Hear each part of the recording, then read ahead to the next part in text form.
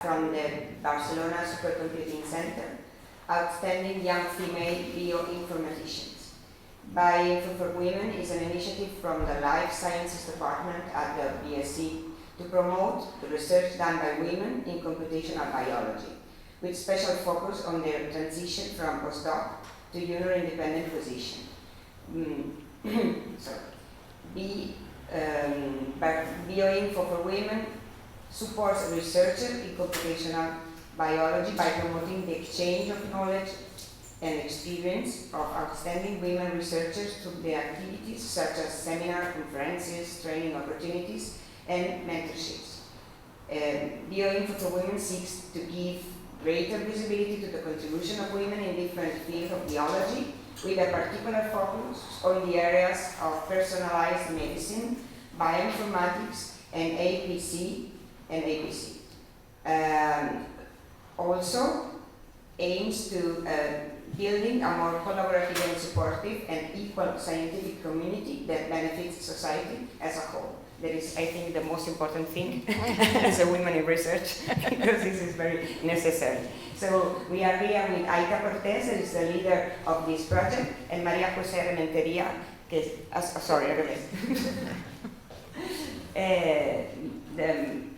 Atia Cortes, she's a researcher by for BSC, and José Rementeria is the leader of this project. Okay. Sorry for the misunderstanding. No, okay, yeah. Thank you. Thank you very much. Thank you for the invitation. Thank you for having giving us the opportunity to stay here and to be able to present the program and all the things that we are doing. Also the BSC, that I think is a very inspirational center for you, okay, and also for us that we are working there. Atia Cortes is working with me. She's a research engineer, and she works on ethics and all the things related with artificial intelligence and society. Well, first of all, let me to explain a little bit about the BSC, the Barcelona Supercomputing Center. Here you have a picture of the new building that is really impressive. And to the right, I don't know if it's the right or the left, is the computer, the supercomputer. If you are interested in to go and to visit it, you are welcome to go there. It's just by the web. You can ask for a visit, and then you can go and to see the supercomputer. We have the award that is the most beautiful supercomputer center in the world. Yeah, okay. It's quite impressive. It's in a chapel, and to see such a computer in a chapel is quite impressive. Well, here I have some figures about the capacities of this supercomputer. At this moment, we are Mare Nostrum 4. You have the petaflops, the storage capabilities, and so on. And for the end of this year, or beginning of next year, we are going to have Mare Nostrum 5, that is around 20 times the capacity of the current one. Is what it will be, I don't know, the first one in Europe. But with the time, then appears a new one and so on, and then you are going down in the range of the capabilities. But we are not only a research infrastructure; we are also a research center. We have 750 scientists and engineers working there, and we have 4 departments. The health department that works mainly in climate. Then the engineering department that works in electricity, with big companies about energy and this kind of things, simulations and these kind of things. Computer science, of course, that we have more than 300 people working there. And the life department, that we belong to the life department. In the life department, we have 6 groups and 5 support units, and we are around 150 scientists working there. What we do in the life science department is we are working or focused on the personalized medicine or precision medicine, is also called precision medicine. Then the idea is to understand the life organism by computational methods. Then around this focus we have different groups, with speciality on machine learning, on text mining, in computer infrastructure, protein design, drug design, and all of this. We belong to the social link analytics group. That is, I don't know if you see the pointer there or no? No. Yes. Yeah. Yes. Okay. We belong to this group. This unit is the link between the scientist and the society, because all these new technologies applied to health, they need to be explained to the society to understand, and also to collect the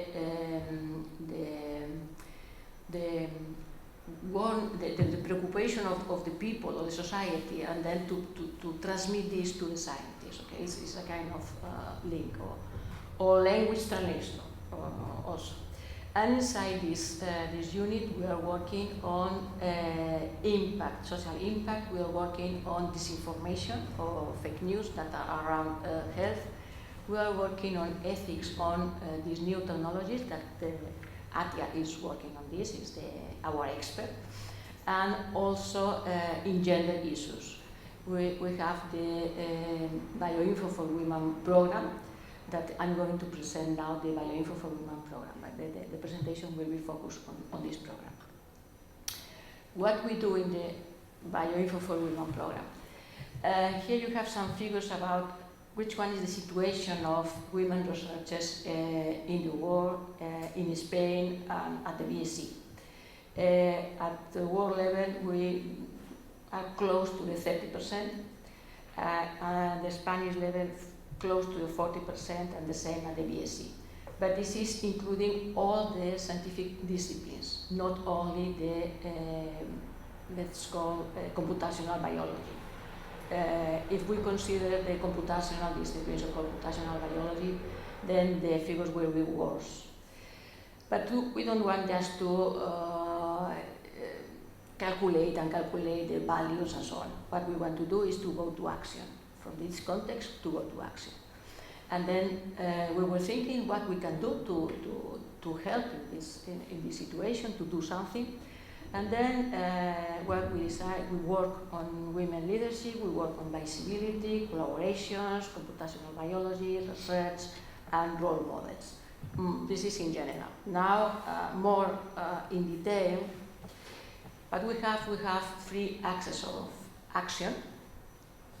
The first one is the support of the women career, scientific career. And then what we try to do is to visualize the women, the scientific work of women, okay, and to put in value the feminine part of this research. We do this by means of seminars. We organize seminars. We participate in conferences and we promote our scientists, women scientists, in the presentation of their scientific work.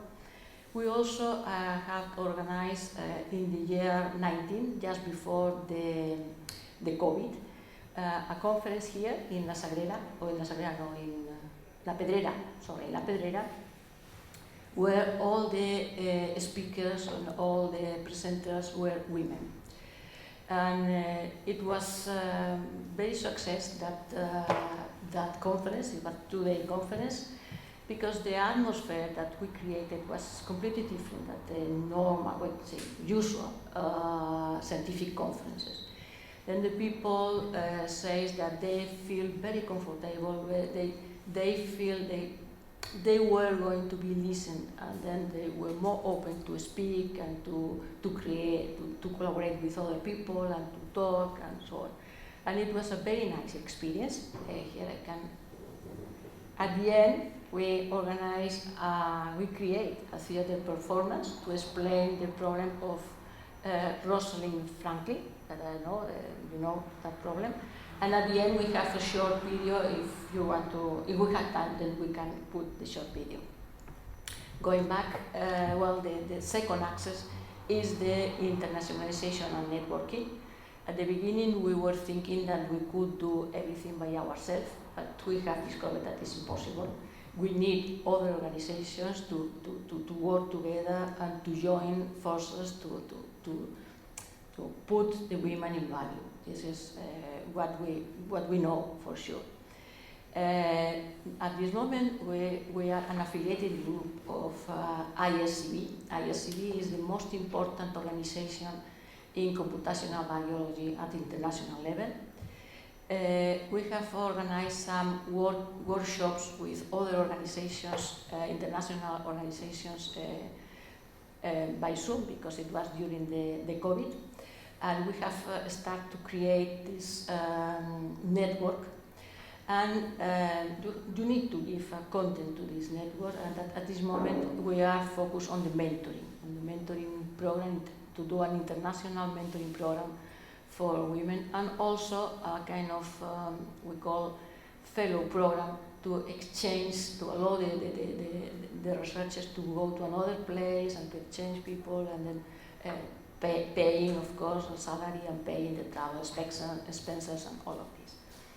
And the third axis that I think is quite important, we are very proud of it, is the research line, and Atia is the leader of this research line. We are focused in two topics in this research line. One is how to introduce the gender dimension in the research projects, that we think is very, very important, because it changes completely the view of the project, of the problem, change the results and change everything. I'm going to explain a little bit more about this. And also the second topic is around sex and gender bias on artificial intelligence and on health. That Atia will explain you more about this. If I'm going to talk a little bit about the gender dimension in research, all the important universities, research centers, and everywhere, they are creating these equality committees, and they are working on this line. And then why this happens? This happens because there are a lot of scientific articles that explain that diversity leads to a better science. Really leads to develop an excellence in science. You have Nature, PNS, all these important groups, research groups are working on this, and these are the results. This is one of the reasons why we are also working on how to introduce this gender dimension in our research projects. How to do this? There is a strategic approach that was developed by Gendered Innovations, by Londa Shivenger, that works at the University of Stanford, and has been adopted by the European Commission. And then we follow this strategic approach. It's based on three lines of action. The first one is to increase diversity in the teams. The second one is to promote inclusive equality at the center. If not, it's very difficult.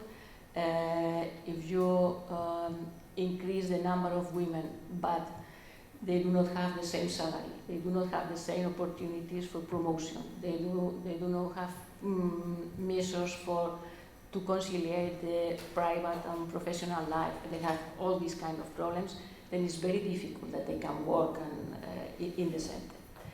And the third one is how to integrate the gender dimension into the research itself. Then I'm not going to explain all of this, because if we think that it's interesting that you know also the part of the sex and gender bias on artificial intelligence, but I only want to explain a little bit about the diversity and how to create a productive team. it's not enough that I say, okay, I want to include diversity in my team. I just hire 2, 3 women or diverse people, and that's all. And then, in a magic way, at this moment, I have a very creative team. No, this is not the reality. You need to work with the team to really integrate all the members of the team. You need first to create a critical mass. Then, as it says at the University of Stanford, the minimum is the 30%. Below that figures, if you have a team with 10 men and 1 woman, then you are not creating anything. Another point is to create a positive climate. The women and the diverse people, when I say diverse, is by age, by country, by ethics, by other characteristics. You need to create a positive climate. The people need to feel that they are listened, that they are accepted, and their contributions are considered and analyzed and debated and all of this. If you hire women but you give to them the low-level tasks, then where they do not have any responsibility, they cannot take any decision, then you are not created a productive team, okay? You have hired some secretaries and that's all. Then also it's important to engage the managers of the institution, of the organization, because if not, if they are in an opposition position from you, then it's very difficult to develop all of this. It's necessary that you consider and to use the experience of the team members and to listen to them. It's very important also. And also to change or to open your mind to the research methods. We work mainly with data based on quantitative methods, and we have discovered that it's also needed to include some qualitative methods based on focus group, based on surveys, and to include in the research also real examples that what is happening. This allows you to communicate the results of the project in a better way, and also change the way and allows you to understand better the problem and all of this. Of course, you have to work in a horizontal structure. If you want to create a productive team, it cannot be a hierarchical structure inside the team. And then what is needed is to create, at the end of all of this, is to allow you to create a collective intelligence. Once you have, it's not easy to do all of this, it's easy to say, but not to do. If you create this collective intelligence, you allow to this, and then of course you are going to have a productive team. Then the results of your research, the way of analyzing the projects and the problems, the ideas, the suggestions and everything will be completely different and will be really creative and with a lot of innovation. And then the last point that I want to talk with you is how to include the gender dimension into the research. When you have a problem, well, this is an approach of the World Health Organization, but to the right you have the approach of the gendered innovation, but both are very similar. I'm going only to talk a little bit about the first point. The first point is needed to identify the research objectives and analyze the problem considering the gender dimension. When we say the gender dimension, we mean we are working on health, then it's easy. We have men, we have women, and there's a sex, but we can have sex on identity, that is the gender. But it's not only to analyze to the patient, it's also to analyze the gender on the environment, on the medical, on the therapeutics that take care of the person, on the family support, on all the environment of the patient, and then to analyze also the relation or gender relation between the different people that is involved in the problem. Then this is important to do, and then to change your view about the problem, and to analyze for whom it will be useful, of course, and then to reformulate your research questions. And at the end, to design some gender indicators that later on you are going to follow and to calculate. This is the idea. Then we have a limit of time, then I don't want to work on the other steps, but if you have later on any question or whatever, then I will be here and then I can answer. And now, Atia is... No, you can sit here, no problem. Okay.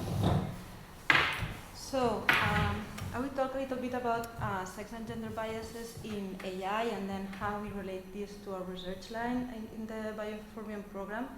So as you know, AI is nowadays present in our daily lives, different sectors, industries, and with different kind of applications, natural language processing, face recognition, etc. The problem is that we've seen during the last years that there have been several cases, especially with big companies, that present different biases that affect to different underrepresented communities. And even if it's surprising because women represent half of the population, we belong to these underrepresented communities too. So I will show you very quickly some of these examples. I will maybe skip some of them.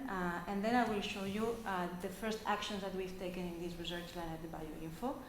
So the first example belongs to Google Translator. I don't know if you're familiar with this case, but people noticed a few years ago that for those languages that were not gender dependent, there was a bias when they were translating to gender dependent languages. And especially what we were doing were perpetuating gender roles. So in this case, if you can see, when we translate from the English to Turkish, she is a doctor, he is a nurse, we obtain these sentences in Turkish that I don't know how to pronounce. If we take the same sentences in Turkish, then the answer is that he is a doctor and she is the nurse. So this was kind of solved because of the public reaction and the public claim to have some changes on this and some also explanations on how these models were built. Nowadays, the solution that they present is that for those languages, for those cases of translation, they provide the two options. So before they would only say he is a doctor, now you can find both options and you can select. Still, nowadays, there are some researchers that are taking, for example, curriculums and translating directly with these same examples. And still, there is this gender role association. And when they are looking for example, CEOs, translations will be for males. When they are looking, for example, for teachers or personal assistants, nurses, then it will traditionally be assigned to women. Another famous example was for Amazon. They used this AI-based system for recruitment, and they noticed that the system was automatically rejecting women's curriculums. And this was because the model was trained with the historical data of the company for the last 10 years. And there is, in general, more men than women in tech companies. So the system was simply learning that if there was any characteristic of the curriculum that was referring to a woman, to a female university or school or sport club, whatever, then it was punished or it was directly rejected. This not only affects women, it also have there are different cases in racial bias. For example, in this case, there was these people that uploaded some pictures on Google and it automatically tagged them as gorillas. The problem here was that the model was not properly trained, so there were no images of gorillas, for example, to compare, but also there was no control on how people were using these tags. So people were not controlling if there were any violations of fundamental rights, if you were insulting or discriminating people using this kind of labels. Google also, again, kind of fixed it, but what we did was to just remove all the images of gorillas, and they didn't allow this kind of, but in reality it's not a proper solution, let's say. And also an example by Microsoft, they launched this chatbot that was supposed to learn from direct interactions with Twitter users. They didn't count with troll users, and in less than 1 day they had to shut down the chatbot because it was already racist, homophobic. It was, for example, denying the Holocaust and things like that. So they had to they had to cancel it. The problem again is here that there is no control on how the AI system is learning. There is no control on the kind of process that you are doing on the data training. And then in the end, there is this unfair or discriminative behaviors and no accountability behind. Sorry, here. This is one of the last tendencies in AI, this DALI application. I don't know if you're familiar with that, from OpenAI. They first launched this GPT-2, 3 that was generating text. Now they have this tool that is generating images. You can put some free text and then it will create an image according to the style and the description that you provide. So this is DALI 2 that was recently launched. But what we have as the general people to test is mini DALI, it's the previous version, which, shocking no one, is also showing racist and misogynist behaviors. The thing is that they know it and they provide a disclaimer in the front page, because first they are using unfiltered data from the internet. They didn't clean anything. They are only using especially Western images only in English, and there is for now no control on any kind of biases that it's reproducing. And there is a text kind of model card in which they say that they will continue to work on it, but the reality is that for now you can just put the text that you want and start generating images. So I didn't want to show any kind of offensive or whatever image. I will just show you again this kind of stereotypes. So for example, in the image of the right, I just put as a word teacher, and what it gave as an output was 9 images of women that were teaching. In one of them there is a child, so it looks like an environment of primary, secondary school. In the other image, I put professor, which is in general more associated to university, academic side. What we obtain is all old men with the beard and everything. Then I also tried to look for women in hospitals, and what I obtained in the right image is all white women. Some of them are doctors or nurses, and I think there is no patients. In the other one, I put black women in hospitals, and as you can see, most of them are patients, a couple of them are nurses, and there's one that looks like a doctor. So again, here we are creating this kind of biases. They are really aware of it. If you go to this article, for example, so if you look for CEO, it will be men. If you look for computer engineering, it will be, it's not only that they are men, they are white men with glasses and etc. This is an example that I really like. It's a project led by Joy Bolamini. She was a researcher at the MIT. When she was a master's student, she tried different facial recognition tools, and none of them were recognizing her. And the same tool used with other people, especially white men and also women, they were recognized. So she built this white mask and she put it, and then the system started to recognize her. And from that, she built her whole PhD and all the movement that she's having now about algorithmic justice league and things like that. She also, there was this documentary produced based on her work. So what she did was to build a data set that was representative enough of all the skin color tones based on a scale that she explains in this webpage. There is all the process of how she collected and built this training data set, and she tested with 3 of the main face recognition tools, Microsoft, IBM, and Face++, which is from China. So as you can see, for males, independent of the skin color, it's giving a quite good performance, and also for light females. For darker males, in IBM, you can see that the performance is a little bit lower. When you go to the darker skin color females, the performance it starts to decrease. And in particular, in IBM, it's 65%, also in Face++. This means if you, for example, use this in applications such as healthcare, such as security, cyber surveillance, whatever, 1 out of 3 women will be misclassified. And this, in general, will have a severe consequence for her health, for her security, etc. So, when we are talking especially about face recognition, how all this works. So we usually now are using these deep neural networks that are performing very well. They are providing very good results, and especially in healthcare, they are helping health professionals to make better decisions and make better diagnosis. The problem is that it works kind of a black box. We really don't know how the output is obtained.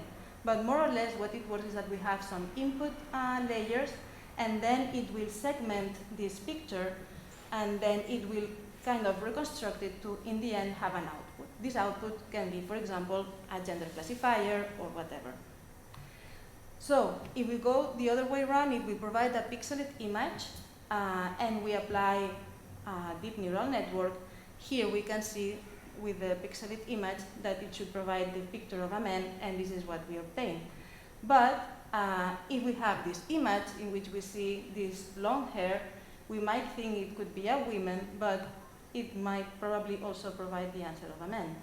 Why? Because in general, as we say, these training data sets are unfairly created, they are not balanced, and hence they are producing this kind of biases or lefting people out. So how do we obtain fair AI-based systems? What we need is to create this balance between what we give as an input and what we want as an output. So we need to be careful when we generate the data, when we collect it, when we process it, how we are labeling it, for example, and taking care of all this data management process in order to have some accountability in the end. Also how we build the model, and if we are taking care of also not perpetuating some kind of biases in the model, and then how we will interpret this as the output, as what it goes to the real world. So these biases can be found in the data, in the algorithm, and in the interpretation, and it's a consequence of first having a poor knowledge representation. If there is no data that is socially inclusive and representative, then we will have these biases. If there is a poor data management, if we allow this kind of tags that will discriminate or insult people, for example, and if there is no diversity in teams, as María José was saying, and we allow them to perpetuate these socially constructed biases. So, at this Bioinfo4women research line, what we want to do is to take advantage of all the possibilities that artificial intelligence have nowadays, because we are aware that they can have a very positive benefit for the society, and especially in healthcare for decision making. But we also need to be aware that there are these kind of biases that if they are not treated correctly, they can create this stigma, this discrimination against underrepresented communities, and in this case against women. But if we are able to understand the sex and gender differences in a medical sense, this can be very helpful for then using them in the training data set and then to achieve a fair precision medicine. And this is part of the work that was carried out by David Cirillo, who's a colleague from the Bioinfo4women program, and other people, and also María José was involved in this work.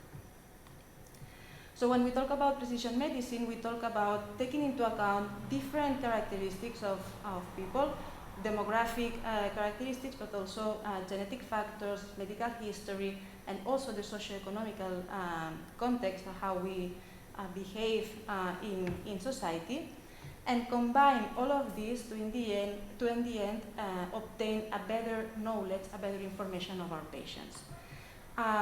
In this sense, artificial intelligence can help process and understand all this kind of data and provide a more fair and inclusive healthcare and biomedical research that is aligned, for example, with the Sustainable Development Goals and the concepts of trustworthy AI.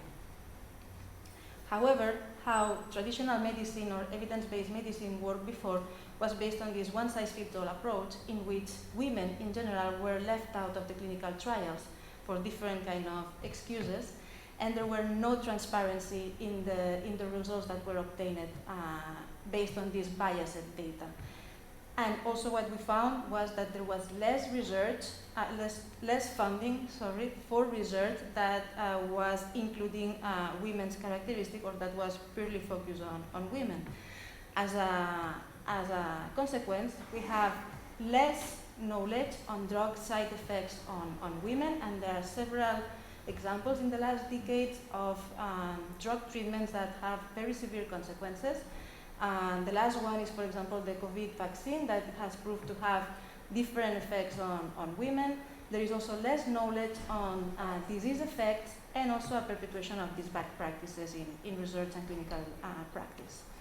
So we have two main actions in this research line. The first one is to raise awareness. We want to create this open debate to get closer the scientific community and the society, and to help them understand which are, on the one hand, the advances, the capabilities, the limitations of the technology for the society, but to the scientific community, we want to translate all these perceptions and preoccupations that the society has.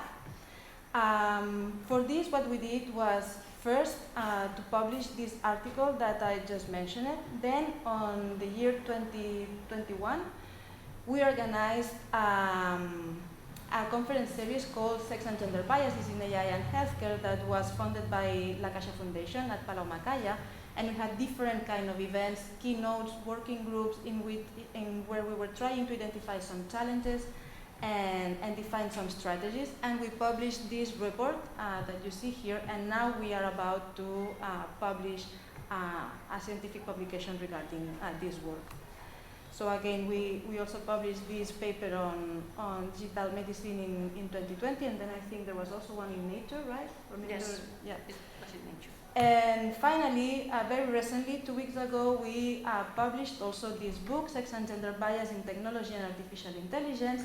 Again, David Cirillo, our colleague, was in the editorial team, and the Bioinfo4women contributed with different chapters regarding the socio-economical challenges and the ethical challenge, and also the explanation of all these biases in healthcare. The second action is to build best practices. We want to identify which are the sex and gender biases in data acquisition problems, especially for data sets that are used in biomedical research. What we did was to participate in the biohackathon of the Elixir network last year, and we analyzed all the data sets available in the DBGAP and the EGA repositories, it's the European and the American repositories for bioinformatics research. And we found out that there was a lot of data that didn't have properly labeled the sex characteristic. In the case of EGA, since the year 2016 or 17, I don't remember now, it is mandatory to provide this information. The problem is that you have to fill the field, but you can put also unknown. So we have now information, but it's not always the complete information. Still, it's a first step towards a better data management and a better representation of all the knowledge that we have. And as a result of this, we just built a series of recommendations of what we call FAIR X. So FAIR is about fairness, accessibility, interoperability, and reusability of scientific resources, we added the X about this sex and gender perspective. So first to have a clear definition of what sex and gender is, what are the differences. Sex is the biological characteristic, gender is about sociocultural behavior, identity. We need to have better standards to improve data management and quality, to allow this interoperability.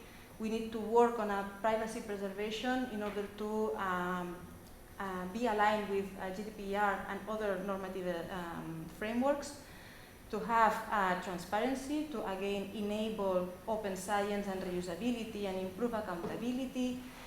Very important, there is a need to invest on educational strategies in order to create awareness and knowledge about this problematic. And these include people coming from the health professional, but also people coming from engineering. They need to be aware of this kind of social problems, and this needs to be put in the curricula in order to show them that it's not about only numbers of performance. We also need to take into account the impact of this society, of this technology.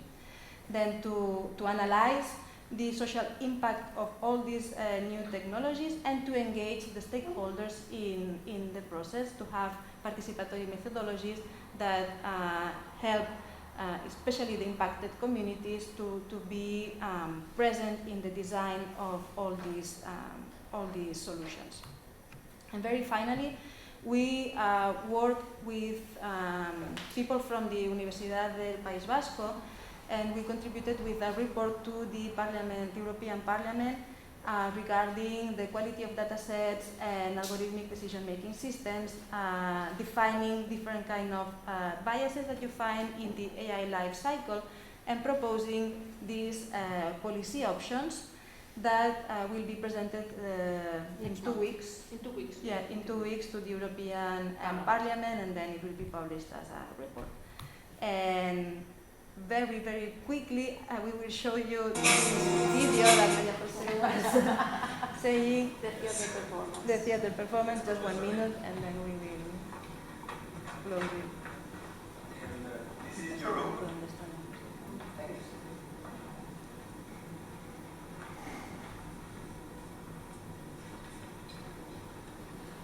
Which is also a way to explain to the society part of the history and science progress.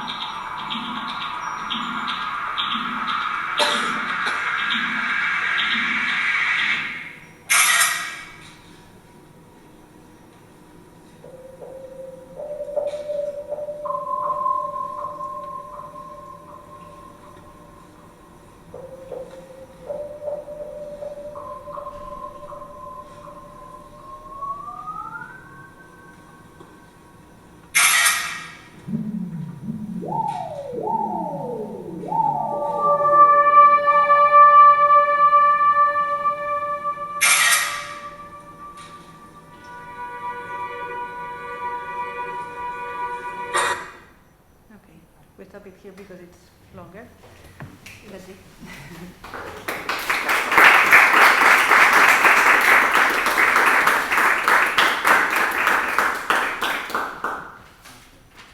Well, do you have any question? Then maybe not, well, kind of question. I guess it's UK specific, but in UK higher education we have something called Athena Swan.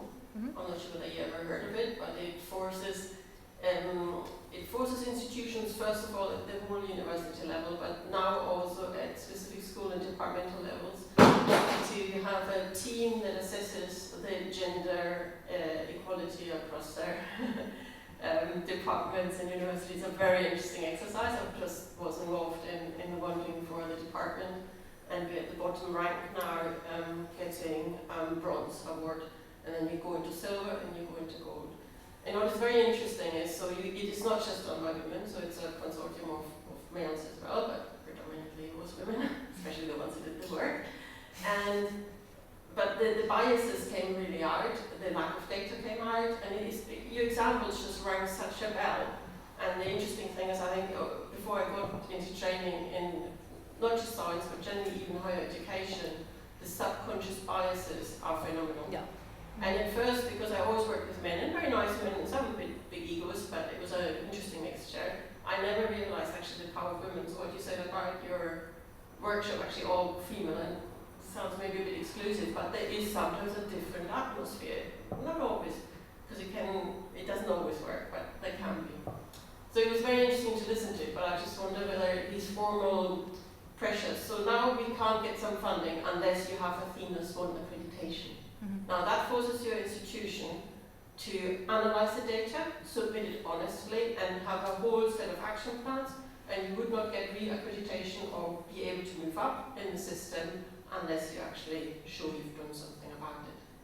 Now, I wasn't aware that it was only UK specific, but I assume it actually is. So now there's this European strategy also on gender equality, and there are different steps that you need to follow, especially if you want to get European funds for projects. And one of them is to have a gender equality plan at the center.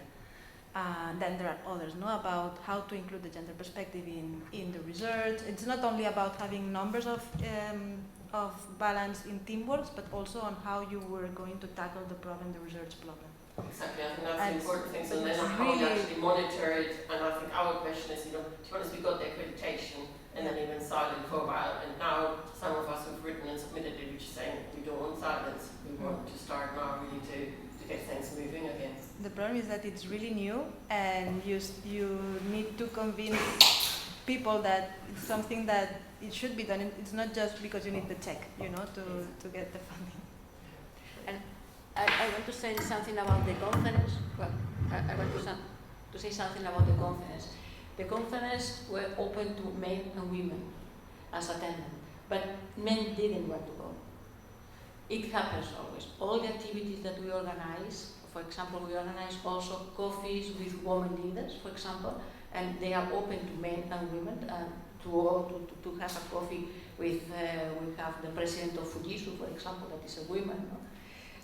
But men never go. They don't want to go. When they saw that this something organized by women and has the women in the title, then they refuse to appear. Then they don't go. And now the last thing that we are doing is not to put women in any way, then to see if they came or not, and to try to involve men, because it's not a women problem, it's a problem of the society, and we need men and women, and all of us to participate, to really to change the society and to improve to all of us, okay?